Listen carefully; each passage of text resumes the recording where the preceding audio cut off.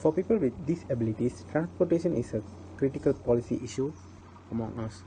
People with disabilities have repeatedly stated how transportation barriers have a significant impact on their lives.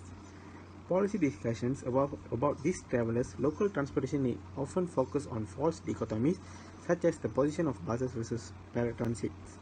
This paper distinguishes between the type of transportation services and facilities needed by legislation and statute and those required to meet the much greater mobility needs of most people with disabilities.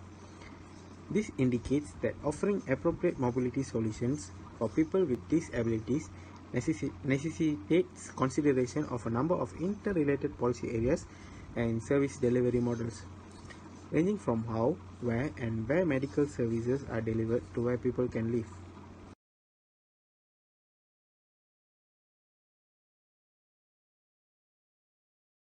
Type of disabilities. A disability is described as a condition or function that is substantially impaired in comparison to an individual's or group's normal norm.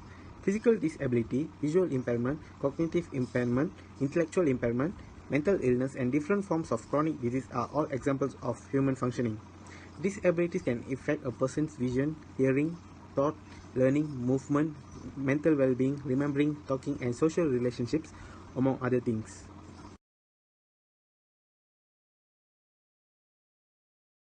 Transportation Acts and Regulations in Canada for Disability People. For reservation under Section 54 of ATPDR of Canada allows for the airline to engage in dialogue and determine the passenger's interests and address the resources available to them where a passenger with a disability states the extent of its disability during making a reservation. If the extent of the condition is recognized, the airline shall notify the traveller who may better suit their mobility requirements of the seats available in the service class, example, a passenger seat that has additional legroom, a larger seat pitch or mover armrest.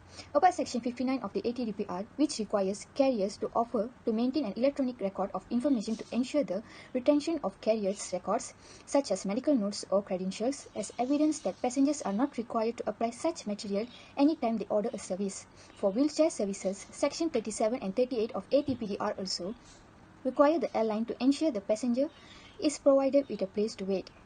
For transportation of mobility aid and other assistive devices, in Section 40 of the ATPDR, carriers shall take preference luggage for mobility aids and allow passengers who need mobility aid to maintain these aids before storage is required for carriage. Now we move to Malaysia. Under Personal Disability Act 2008, PWDA defined the spectrum of disabled equipment available at the ETS railway station, for example in Perak, in order to ascertain the conformity with the disabled equipment provided by the MS. The PWDA also identifies as physically, mentally, and intellectually disabled people who prevented them from being able to participate completely normally in the way they live in the world. PWDA is also a convenient and comfortable atmosphere for the citizens. Maximum engagement is the easiest way to enhance the use of public transport facilities.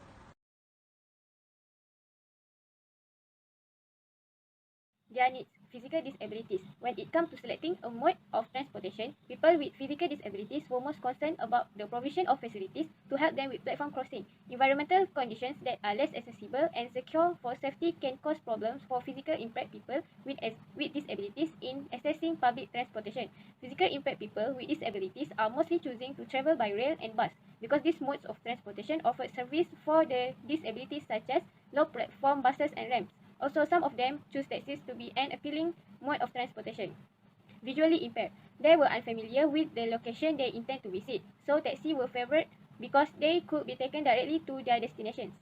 That's why visually impaired people will use rail and taxis as their transportation. Impaired speech. Persons with disabilities impaired speech face challenges such as restrict facility guides, concierges who can speak cues, and signposts that do not completely guarantee safety in use.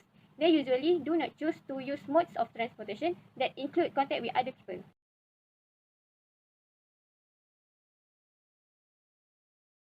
Paratransit systems and comparable services, OCTA notes that there are actually 72 paratransit providers in Ontario.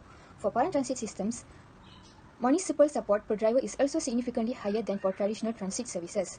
There are also several paratransit programs run by volunteers in the area. The high level of participation of voluntary organizations in the delivery of paratransit services has been boosted. For MNTs, the Multiple Sclerosis Society of Canada highlighted the importance of facilities for people with such handicaps such as working shock absorbance devices and air conditioning. For taxis in Ontario, several paratransit providers at taxi either sedent or open to bus and car activities. Other use of taxi services as supplement only if their open transport get overbooked or fail, while other makes taxi services as daily part of their service family. For Malaysia, the implementation of wheelchair accessible in buses, which is paired with services for people with disabilities, is more practical for public transport in Malaysia.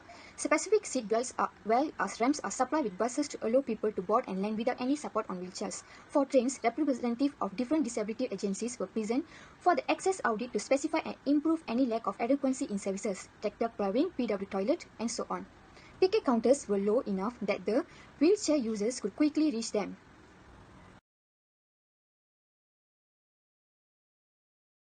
The improvement of transport system for people with disabilities in Latin America has shown that by improving a range of low-cost features on vehicles and stock, changes to vehicle accessibility can be made that support most passengers with disabilities, such as wider steps, handrails for boarding, prioritized seats behind the driver, and high contrast colors on steps are among the features of many newer vehicles. Cities in Mozambique, Malawi, and India have policies reserving seats in vehicles and trains for disabilities passengers and offering fare discounts of up to 100%.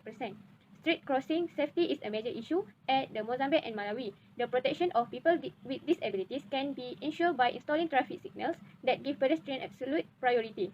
A push-button active signal with a beep has been built in Blantyre to make it more pedestrian.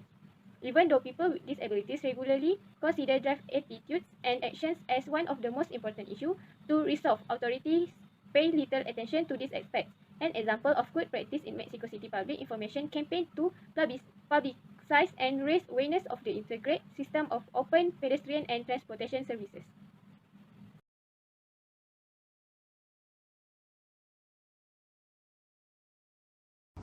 In conclusion, people with disabilities travel less and have more mobility issues than people without disabilities. Walking, which is required for the efficient use of all other modes as well as personal mobility, was a travel mode that provided the greatest barriers for people with disabilities. All evidence shows that transportation is a required but insufficient requirement for travelers with disabilities to have complete access and mobility. To address the access and mob issues, transportation planners must collaborate with professionals. Thank you.